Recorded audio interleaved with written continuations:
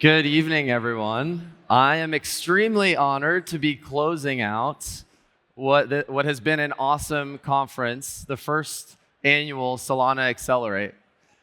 Today, we're going to be talking about how Wormhole has fueled the rise of Solana's internet capital markets and has been doing it since inception.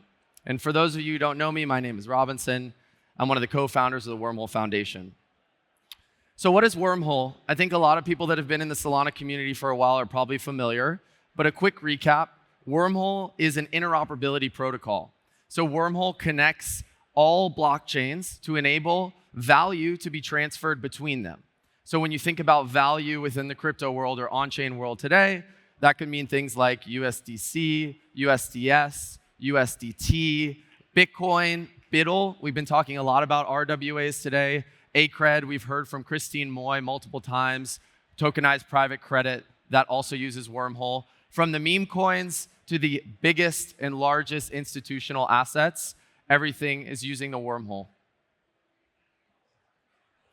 So I mentioned earlier, Wormhole's been with Solana since inception. So Wormhole's been bringing assets. For instance, we got our start connecting Ethereum and Solana. We've been bringing assets from Ethereum to Solana since the beginning. And so you can see here, and I want to call this number and draw a lot of attention to it. Solana, if you look at the TVL today, the TVL is around, I think, in the 9 billions, which is substantial in its own right. Since the inception of Solana, we've transferred to Solana, as we now know it, the internet capital markets, we transferred $11.47 billion or value to the chain. And again, those are RWAs, those are meme coins. And I put some additional context here for some of the other players in the space, some of the data I couldn't find. But we are the native bridge of Solana, and this is our home, and this is where we'll continue to bring value to. So Solana, most of us know, TVL, it's substantial. TPS, it's substantial. Lots of independent validators, and a lot of transactions. Some would say it's the most used and popular blockchain today. I would agree with that. Wormhole, for those of you who don't know, is the leading interoperability protocol. So we've transferred over 60 billion in value between all blockchains, not just Solana and Ethereum.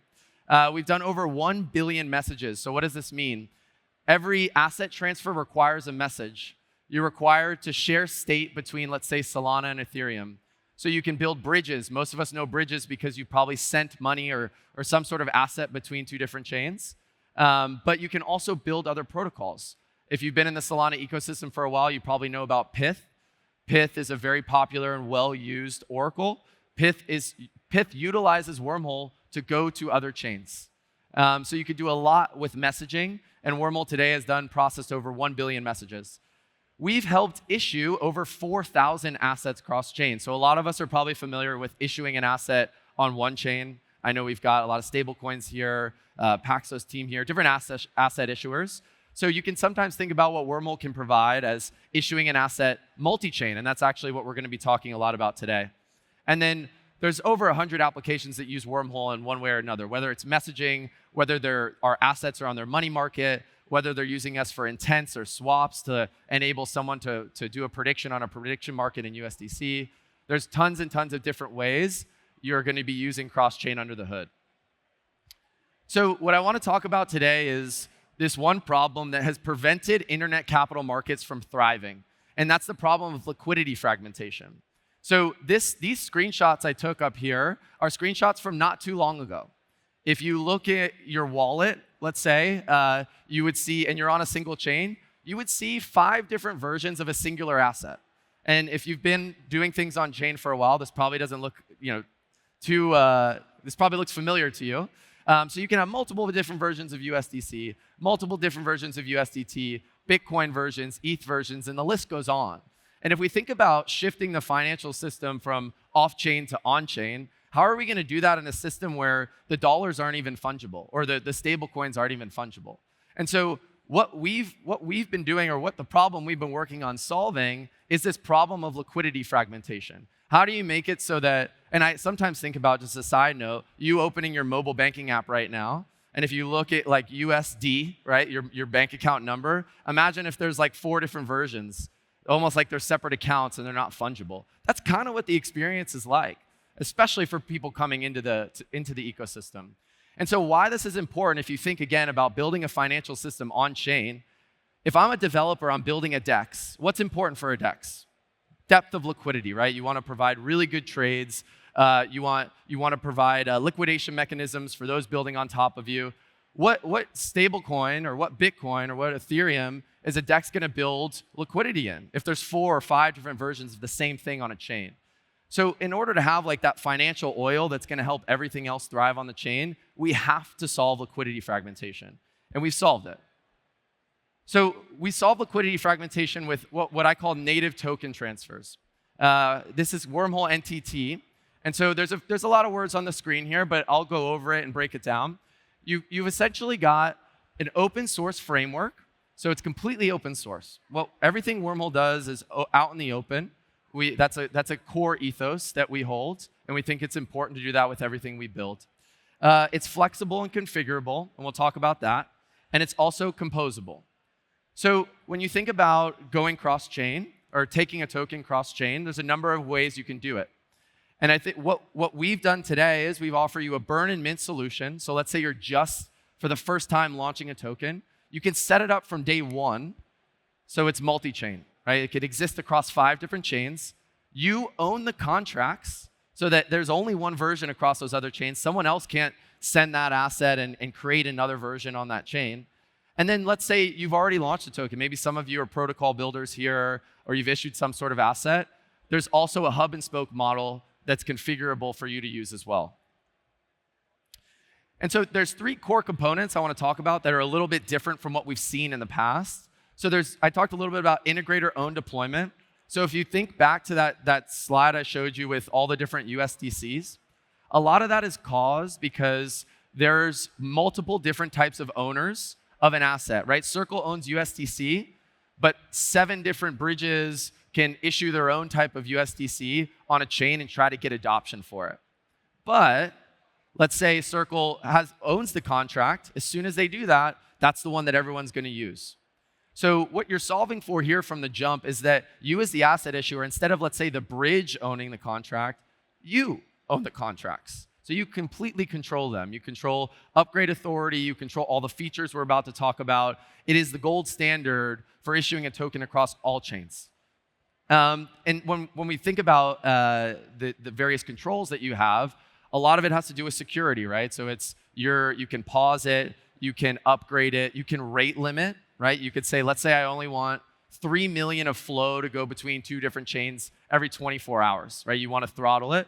Why would you maybe want that? Maybe you would issue an asset net new on a chain that's very, very new, right? We'd like to think that the chain will be fine, but something new has a higher chance of, let's say, getting hacked.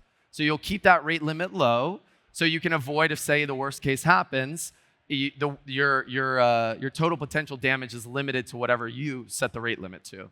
And then Wormhole's actually built a blockchain. A lot of people don't know this. But we built a blockchain for the sole purpose of having another ledger we can reference for all the activity that's happening between blockchains Wormhole connects.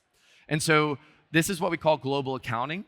And so when you think about this, effectively what it is at a high level is that every transaction that's happening across Wormhole contracts is also happening on the global accountant. If there's an infinite mint, what do I mean by an infinite mint? If you're sending 10 USDC from one chain to yourself on another one, and on that chain it mints 11 or something like that, the global accountant sees that, breaks the connection to the chain to help contain any potential contagion that may be happening in, let's say, a hack. And lastly, there's flexible verification. So this one is actually really, really important. So NTT is a framework where you actually don't have to use Wormhole messaging, which is kind of a bold move on our part because, of course, we want as many messages, as much volume going through Wormhole. But I think one thing we believe is that we want to win on technical merit, and we believe the security model we have with Wormhole messaging is the strongest. So if you did want to issue an asset with NTT, you're going to want to use Wormhole messaging. But if you didn't want to, you could be your own signer, right? You can be your own signer for NTT. You could use another interoperability protocol. You could use a restaking verifier if you wanted. It's endless, but the point is that it's future-proof. You own the contracts. if something happened to the messaging provider in those contracts, let's say in the worst case a hack, you upgrade the contracts, remove the messaging provider, put whichever one you'd like in there to continue on.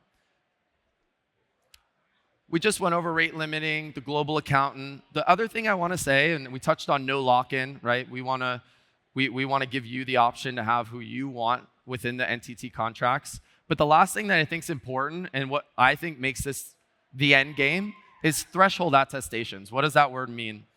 So if you want to send 10 USDC from one chain to another, typically what Wormhole does is it says, yep, 10 USDC was burned on one chain. Please mint on another chain, effectively. Now, if something happens to Wormhole messaging, then something happens to your asset, which isn't the most ideal situation. However, if you added in another redundant messaging system, again, it could be a centralized signer that is you yourself, then you can say, I want two approvals once you hit the mint, right? So you could say a Wormhole message, 1, and then your signer being 2. And then all of a sudden, you have this very, very redundant and robust verifier for whenever your asset that you issue is traveling between all the different blockchains, something that you can rely on. So why this is important and why this is exciting. And this was talked a little bit about yesterday, so it's not the freshest news, but it's so exciting, I think it's worth talking about a little bit more. When we think about Solana, it is a place where everything is tradable with the best user experience. So the biggest assets should be on Solana. And at the beginning, I started by saying, since inception, since Solana started, Wormhole has been bringing assets to Solana. And we still see that as our goal and our mission and one thing we want to do. And so today, I'm really, really excited to announce that Dogecoin, this is already outdated. It's a $35 billion asset. That amount of value will now be accessible to Solana.